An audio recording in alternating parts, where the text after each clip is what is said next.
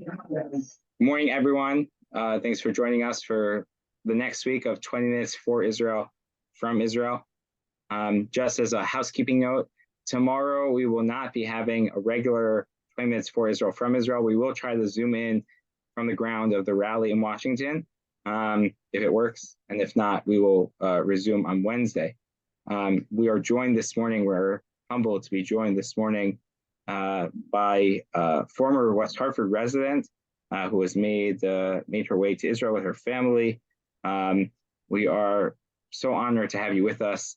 Elissa plays the role as the medical director of a clinic serving over 10,000 people in Beersheba, in addition to being a mother of 3 children?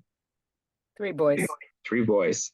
And living in the South in Beersheba as a new Ola of only a few years. Thank you for taking some time to be with us. How are you holding up? How's your family doing? So as I started to tell you offline, it's been exhausting, actually. I think for me personally, the challenge is the first week, the challenge was just doing my job. It was very clear to me immediately that I'm very lucky that my husband still works for Stan Rutstein, and he has the flexibility to be with our children. And so Sunday morning, when there were still people being killed all over the place and the roads were not necessarily secure, thank God I work 10 minutes from my house by car, if that. And I got up and went to work, and that was what kept me going the first week, because I had the routine of, there were people to be taken care of, and we just did our jobs. And I felt like we were fine and everything was under control. And sometime in the second week, it hit me that we were tired, that it was exhausting, that it was overwhelming. And I finally yesterday started to feel like that cloud was lifting. And then I started talking to one of my colleagues about how he was doing. And he was like, how can you be okay? There are children abducted in Gaza. And I went back down the rabbit hole of how really tragic everything is around us. So we're okay. And the good news on our front, the most important thing for our sort of well-being is that our kids have started going back to school. Last week they had, and this week they have about every other day, because they don't have enough bomb shelters or enough. They don't want to have the situation where they can't get the kids quick enough into the bomb shelters, so they don't want to fill the school's capacity. So our kids are basically going every other day. It's crazy world. Yeah, that's how it feels. Crazy. And I think yeah. So I asked you to do this date. I picked this. We had talked about a couple of dates that I could speak, and I had said that I wanted to talk because I was going to volunteer with some of the victims who have been evacuated down to the Dead Sea, and I was there with them on Friday, and that's what I wanted to be able to tell you guys about. And actually, the irony is that I didn't pay attention to what today's date is. So, and I think in America we're not so aware, but today is what's called Chag HaSigd, which is the Ethiopian holiday that they celebrate. When they were in Ethiopia, they trace the holiday to the Torah. They believe it to be of biblical origin, and they would go up to the top of the tallest mountain in their area, and they would look towards Jerusalem, and they would pray to come to Jerusalem, and they would fast and pray all day. And they still mark this holiday since they've come to Israel as a time of remembering their passage and their losses. And there's a big ceremony in Jerusalem. I was actually invited to one in Tel Aviv also this year, which I felt was too much to make that trip. But for me, it's very meaningful, actually, to be talking about the experience of living in Israel, the cost of living in Israel, the beauty of living in Israel. So at my clinic, where I've been working since we made Aliyah, 50% of our patients are 50% of my patients, 30% of the patients in the clinic are Ethiopian. And many of them have actually been in Israel since the 80s. And I have patients who literally walked through Sudan to Israel, who are now elderly. I have a couple who I always thought had no children, and I only recently learned they had 2 children, and their only 2 children died in the desert or in Sudan in the refugee camp, I'm not sure, on the way. And so when I think about, and it hasn't, for the first time in our 7 years being here, this past few weeks, I've been like, what the hell are we doing here? Are we crazy? we've been through plenty of rockets, but this was just on a magnitude of that I could have never anticipated. But when I think about what my patients went through to be here and how grateful they are, it sort of gives me a little bit of pause and perspective. The Ethiopian holiday, I think it's pronounced. How did you pronounce it? How did they pronounce it in the native tongue? Sigd, Sigd. We have a wonderful PJ library book that teaches about it, which exposed my children to it. But just the connection that they've maintained to Israel for thousands of years, cut off from everything. And these holidays that, they get on top of the tallest mountain and they look towards Jerusalem and yearn for Jerusalem. So much speaks the Jewish tradition and everything that it means to be a Jew. And I tell my patients all the time that it's time that they start telling their story, because actually 25% of the people who came through Sudan died on the way. I have a woman I work with, she was 7 when she came, and her mother died on the way. That's a story that all of them who came at that time have. And I related to, I say to them, like the Nitzulei Shoah, the Holocaust survivors, it took them a whole generation to start telling their story and to really be able to process it and share it with us, and to have it to become our nation's story. And I hope also that this too will become part of our story as a people of us becoming, a united people in Israel. So that's why I picked, that's the irony of me picking today, but I wanted to tell you that on Friday, so I work as a medical director, and I'm on the board of doctors, and I teach in the medical school and in the residency. And so as part of the board of doctors, we made a decision that we were going to, as representatives of the 1,200 doctors in the South who work for Clalit. So Clalit, my health fund, is one of the 4 HMOs, and it's 50% of the market share. And so we represent sort of half the doctors in the South, basically, or something like that, maybe more actually, and because it's more in the South. And so we actually we went down, a bunch of us, over the weekend and filled in the weekend shifts voluntarily. They have a clinic that's running basically weekdays, and then on weekends it has like just some urgent care hours to just cover the hotels, because there's nothing down there at the Dead Sea. If you've been there, it's just hotels. There's nothing besides the hotels. I guess there is a term, but and just to take a step back, just to give context, at the hotels are where many of the people who have been evacuated from the South. All of the people. You cannot get a hotel room. We actually had it in my husband and I, in our lack of sensitivity to how bad our situation is in this country. We're like, well, maybe if I'm going to go work there, we should just take a hotel room and have some vacation. There are no hotel rooms. You cannot get one. You can in Tel Aviv or Jerusalem, but if you want to go to the places where the evacuees are, they're full. And so I was down there on Friday, and I saw a dozen people. I spent a long time with them, because really what they needed was just to talk. And I saw 2 elderly women from Sderot who needed a letter basically stating the trauma that they'd experienced on the day of the incident, to get them recognition for their injuries. One of them had fallen down the stairs because she was out throwing out the garbage at 6:30 when everything started.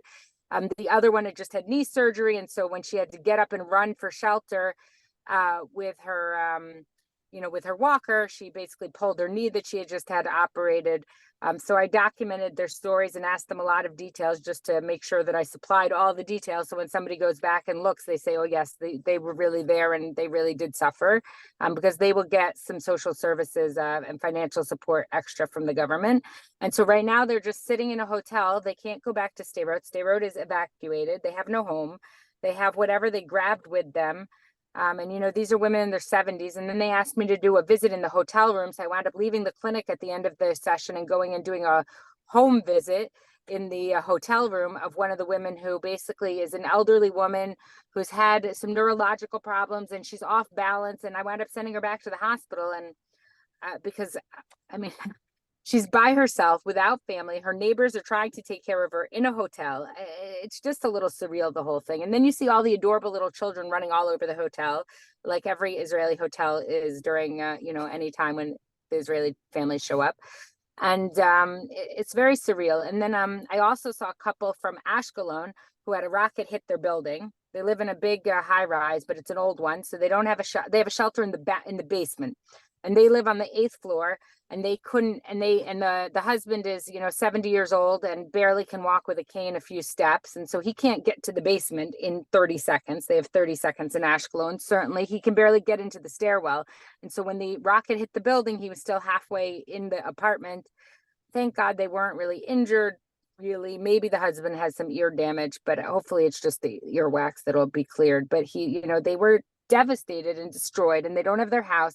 And now Ashkelon wants them to go back and move back into their building because it's quote unquote been fixed. And they showed me the pictures, and they're terrified to go back because they don't have proper shelter. And so I wrote a note saying he can't go to the shelter that they have, and it's an unacceptable situation, and that the government has to come up with an alternative arrangement, which will mean staying in the hotel basically for them. So, but in our surreal universe, my kids and my husband were at the beach playing while I was doing this. So it's and the other part of the story that I wanted to share with you, which is important, I actually talked with a few people to try to think what things I uniquely will share with you. And one is that the people I did this work with when we were down there were a group of doctors, maybe 6, 7 of 8 of us. Almost all of them were Arabs. They were Israeli Arabs who were volunteering their time down there to help the survivors, and it was very clear that we are doing this together, that they are trying to be part of this country and to make the country a better place. And that is the story that I desperately want the world to hear, because you watch the news and you hear that Israel is an apartheid state, and that it breaks my heart. So going back to where we live, I looked at a map to figure it out for you guys. We live as far as West Hartford is from Enfield, Connecticut, from Gaza, and where the worst of the atrocities started to be, like in Ofakim, is as far as West Hartford is from Windsor, Connecticut. I know that there are children and innocent people who are literally being destroyed a distance I could probably walk in one day if I really wanted to. But we have to root out Hamas. There is no option.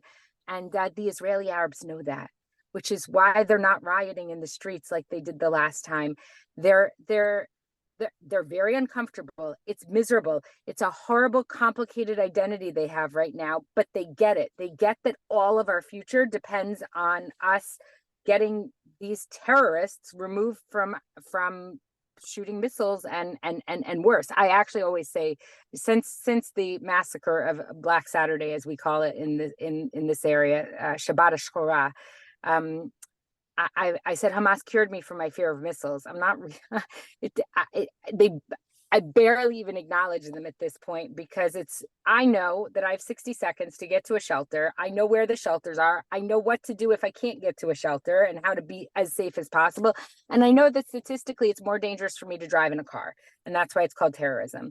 But what happened on that Shabbat was just so beyond anything I ever would have wanted to have imagined. We were actually a week before, on Chol HaMoed Sukkot, we ate dinner in the sukkah of friends of ours who's also a doctor, one town over basically from Be'eri, which was like the site of the worst massacre. So we were literally one row in from Gaza, maybe 4 miles. And so we had just been there sitting under the starlight, enjoying the peaceful pastoral environment, and hearing how well their kids were doing since they'd moved from Beersheba over there. And a week later, I called to see if they were okay on Saturday night, and he had spent the whole day on the road at the entrance to his yeshuv treating. He's a pediatrician, like Carolyn Ganellis pediatrician, not like trauma center pediatrician. And he spent the whole day standing all of Shabbat treating soldiers, wounded, whatever, everything. And I actually saw a video last night that happened to have him treating a patient, and it's the whole thing's surreal. It's surreal, all these stories of heroism, but also sadness. So you were mentioning how you watched some of our episodes early on, and they sound so strong. And I think what we're hearing is still the strength, but also the realization that we're grappling with. What you're describing as the Black Saturday is so true.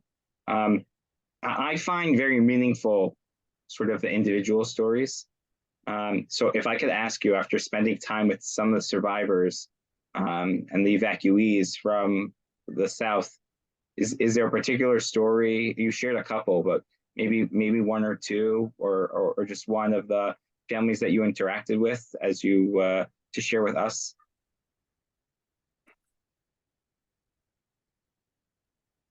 I have so many friends who have different stories. A kibbutz that was saved because for whatever reason they just skipped them. There's a kibbutz between sort of Be'eri and Ofakim that they just passed by them. I don't really know why. And I was talking to the woman last night, and she's now in Thailand with her daughter who just gave birth. And she was supposed to give birth here, but they decided to go back to where she'd been living.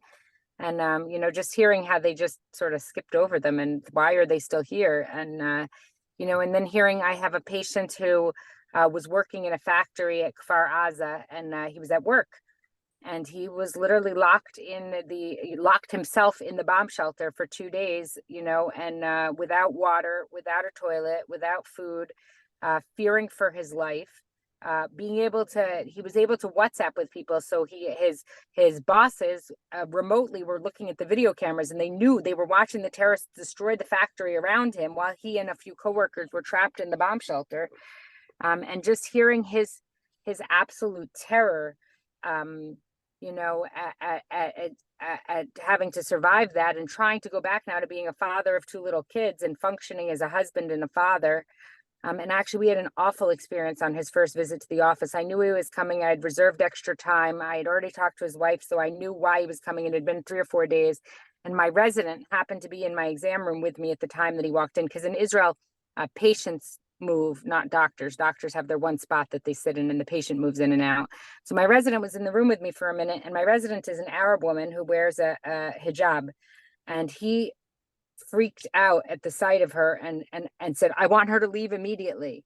And she did. And then she went home crying, because her husband is a surgeon at Soroka. And Soroka that day, on a Jewish holiday, was largely staffed by Arabs, including her husband. And her family is giving their everything to try to keep our, many doctors in the South are Bedouin Israelis or Arab Israelis from different places. And we're all holding on with our fingernails to keep everything going. And so it was very painful. We had the other thing that we've been doing.